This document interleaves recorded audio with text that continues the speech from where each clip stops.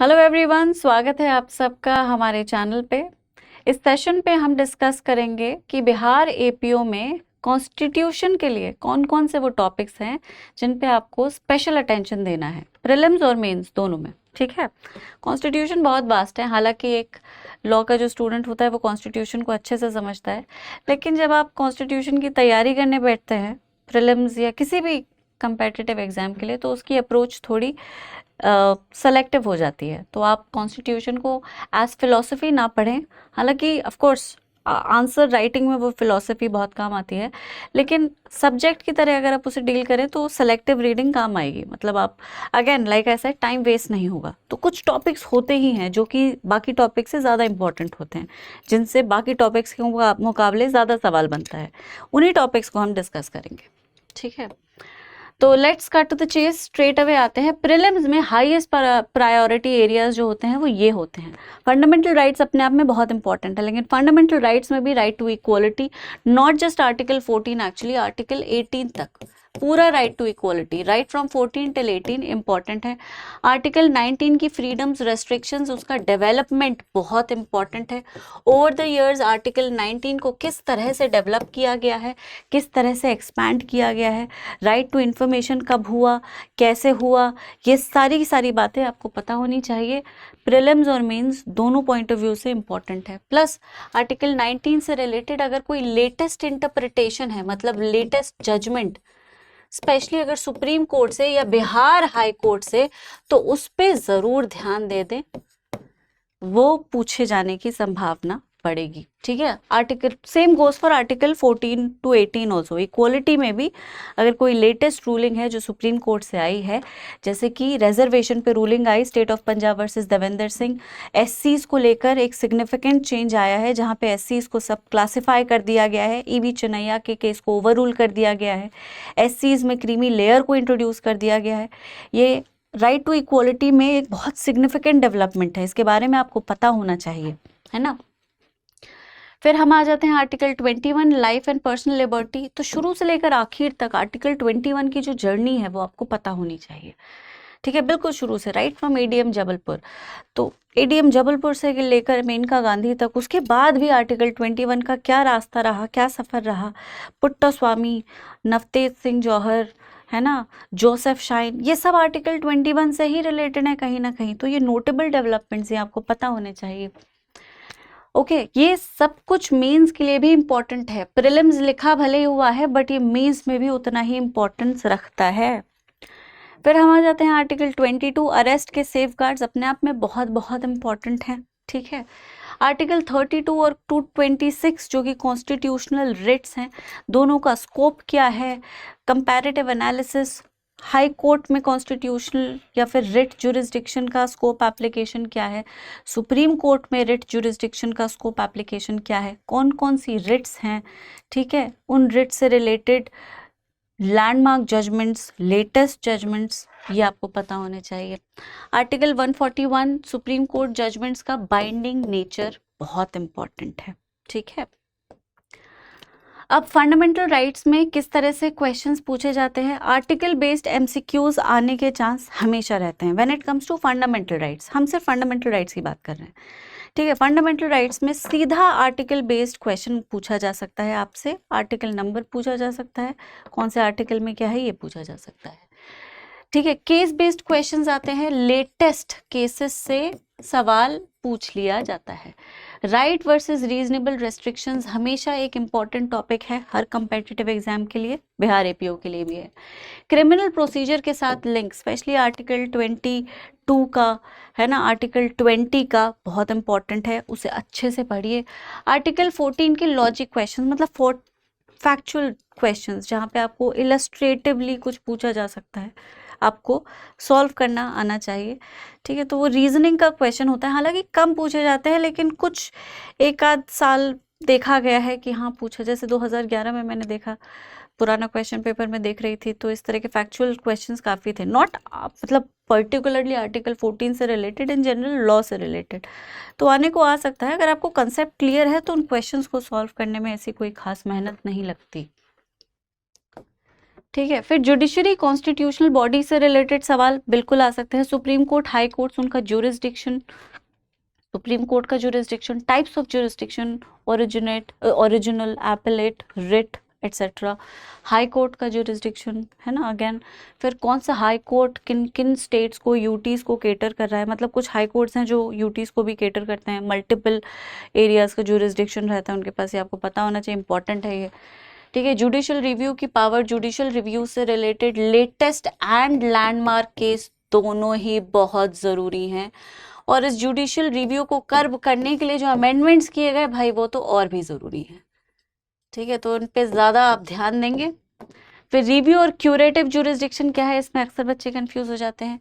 एनजैक collegium के cases, ठीक है, सारे वही फर्स्ट जज, सेकंड जज एटसेट्रा केस बहुत इंपॉर्टेंट है। एनजैक कौन सा अमेंडमेंट था, कौन से केस से उसे constitutionally violative, outside basic structure declare कर दिया गया, यू शुड नो। जुडिशरी का इंडिपेंडेंस एक बहुत ही मेजर सवाल है, कब कब उसे अटैक करने की कोशिश की गई है ये आपको पता होना चाहिए। ओके, कौन से केसेस में इंडिपेंडेंस ऑफ जुडिशरी को रिस्टोर किया गया है, कौन सा अमेंडमेंट है जिसने जुडिशरी की इंडिपेंडेंस को रिस्टोर किया। अगेन मतलब जब आप पढ़ते हैं तो आप पूरा होलसम पिक्चर ही पढ़ते हैं, आप सिर्फ एक टॉपिक नहीं पढ़ते हैं, आप उसको हर कॉर्नर से पढ़ते हैं, तो उससे रिलेटेड अमेंडमेंट, उससे रिलेटेड केसेस, उससे रिलेटेड इंस्टेंसेस, हर चीज़ इंपॉर्टेंट हो जाती है ना। फिर एग्जीक्यूटिव और फेडरलिज्म में प्रेसिडेंट और गवर्नर की पावर्स बहुत इंपॉर्टेंट है, उन पावर्स का स्कोप एप्लीकेशन बहुत इंपॉर्टेंट है। गवर्नर की पावर का मिसयूज देखने को मिला है state of Tamil Nadu versus governor of Tamil Nadu, जहाँ पे गवर्नर ने, पंजाब के गवर्नर ने, केरला के गवर्नर ने, तमिलनाडु के गवर्नर ने अपनी कॉन्स्टिट्यूशनल पोजीशन का फ़ायदा उठाया अपने पॉलिटिकल गोल्स को अचीव करने के लिए, जो कि गलत था, जिसको हाईलाइट किया गया, जिसे क्रिटिसाइज़ किया गया, सुप्रीम कोर्ट में बहुत क्रिटिकली एडजुडिकेट किया गया। तो इस तरीके से गवर्नर की क्या पावर है, गवर्नर और प्रेसिडेंट की पावर में क्या फ़र्क है ना, बिल से रिलेटेड, पार्डनिंग पावर से रिलेटेड, ये दोनों पावर्स कॉमन है। ठीक है, तो ये आपको अच्छे से आना चाहिए। इनके कॉरस्पॉन्डिंग आर्टिकल्स भी अगर आप पढ़ लें तो कोई बुराई नहीं, पूछने की संभावना कम है, लेकिन अगर पूछ लिए जाते हैं तो एटलीस्ट आपको पता होगा। गवर्नर का रोल स्टेट बिल्स में article 200, something that you should read carefully क्योंकि ये इंपॉर्टेंट है। सेंटर स्टेट के रिलेशनशिप्स हम पहले भी डिस्कस कर चुके हैं, है ना, जीके जीएस में, पॉलिटी में। सेंटर स्टेट रिलेशन इंपॉर्टेंट है, मेंस पॉइंट ऑफ व्यू से और भी इम्पॉर्टेंट है। पेपर 7 जो है वो कॉन्स्टिट्यूशन का ही पेपर है, तो आपको अच्छे से प्रिपेयर करना है उसको, है ना। तो कॉन्स्टिट्यूशन से रिलेटेड, सेंटर स्टेट रिलेशन से रिलेटेड, उनकी फाइनेंशियल रिलेशनशिप, उनकी एडमिनिस्ट्रेटिव रिलेशनशिप, हर तरह की रिलेशनशिप जो कि इम्पॉर्टेंट है। आर्टिकल्स के साथ साथ पढ़िए, उसमें कुछ बहुत डिटेल नहीं करना, कोई फिलॉसफी नहीं है। ठीक है, फिर कॉन्स्टिट्यूशन उस डेलिकेट बैलेंस को किस तरह से मेंटेन करता है, ये सब आपको पता होना चाहिए। इससे रिलेटेड कुछ क्वेश्चंस हैं जो आपको पुराने पेपर्स में मिल जाएंगे, उन्हीं 2-3-4 क्वेश्चंस को आप अच्छे से पढ़ लीजिए मेंस पॉइंट ऑफ व्यू से। मेंस से अगर पॉइंट ऑफ व्यू से पढ़ लेते हैं तो प्रीलिम्स में तो आप इसको बहुत आसानी से क्वालिफाई कर ही लेंगे। फिर हमारे देश का फेडरल स्ट्रक्चर, और हमारे यहाँ फेडरल स्ट्रक्चर में अकाउंटेबिलिटी किस तरह से इंश्योर की जाती है, something that you should know, mains point of view से बहुत इंपॉर्टेंट है। Recent constitutional cases, electoral bonds का case, governor state bills cases, free speech hate speech का केस, बेल लिबर्टी आर्टिकल 21 के केसेस, रिजर्वेशन और इक्वलिटी के cases, ये cases prelims में तो आपसे साफ सुथरे सीधा पूछे जा सकते हैं। इन केसेस को आपको मेंस में भी साइट करना है। ठीक है, लैंडमार्क केसेस को या इस तरह के केसेस को हर बच्चा लिखता है। आपको ज़्यादा मार्क्स क्यों देगा आयोग या कॉपी चेक करने वाला व्यक्ति? आपको ज़्यादा मार्क्स तब देगा जब वो आपके एक्स्ट्रा एफर्ट को नोट करेगा। एक्स्ट्रा एफर्ट कहाँ से आता है? लेटेस्ट केसेस से आता है। मीन्स के आंसर का एक ब्यूटीफुल स्ट्रक्चर निकल कर आता है अगर आप सेक्शन वाइज इंटरप्रेट करते हैं और उस इंटरप्रिटेशन को लेटेस्ट केसेस से सपोर्ट करते हैं। वो आंसर होता है जो मार्क्स दिलाता है, जो आपको भीड़ से अलग कर देता है, रैंक दिलाता है। ठीक है, तो अगर रैंक के साथ एपीओ एग्जाम को निकालना चाहते हैं तो मेक श्योर कि इंटरप्रिटेशन को सपोर्ट करने वाला जो केस है वो सिर्फ लैंडमार्क नहीं है, लेटेस्ट भी है। ठीक है, इन टॉपिक से रिलेटेड लेटेस्ट केसेस को पढ़िए, प्री में सीधा पूछ लिए जाएंगे वो। ठीक है। बाकी जो कॉन्स्टिट्यूशन से रिलेटेड टॉपिक्स हैं जो मेंस में पूछे जाते हैं, उनको सपोर्ट करने के लिए लेटेस्ट केसेस को आप हमारे पोर्टल दृष्टि जुडिशरी के करंट अफेयर सेक्शन से पढ़ सकते हैं। डे बाय डे हमने केसेस को लिस्ट कर रखा है, राइट। यूट्यूब चैनल पे पूरी प्लेलिस्ट भी है जो उन्हीं केसेस को उसी पोर्टल पे केसेस को एक्सप्लेन कर रही है, उससे भी पढ़ सकते हैं, ठीक है। अब कॉन्स्टिट्यूशन मेंस हालांकि हम थोड़ा डिस्कस कर चुके हैं, फिर से कर लेते हैं। Article 14, 19, 21 federalism, constitutional morality, judicial accountability, mains में ये टॉपिक्स अक्सर पूछे जाते हैं, ठीक है। प्रीवियस ईयर ट्रेंड है ये। कॉन्स्टिट्यूशन में इशू, आर्टिकल, प्रिंसिपल आपको मेंशन करना है लेटेस्ट इंटरप्रिटेशन के साथ। कोई बहुत लेंदी आंसर आपको नहीं लिखना है, आंसर की लेंथ मार्क्स नहीं दिलाएगा, आंसर का अप्रोप्रिएटनेस, उसकी रेलेवेंस, उसकी एक्यूरेसी मार्क्स दिलाएगी। तो लाइक आई सेड, आर्टिकल को इंटरप्रेट कीजिए, फिलॉसफी को अंडरलाइन कीजिए, लेटेस्ट केस से सपोर्ट कीजिए। ये हुआ आपका कॉन्स्टिट्यूशन का बेहतरीन आंसर, इसमें आपको मिलेंगे बहुत अच्छे मार्क्स, ठीक है।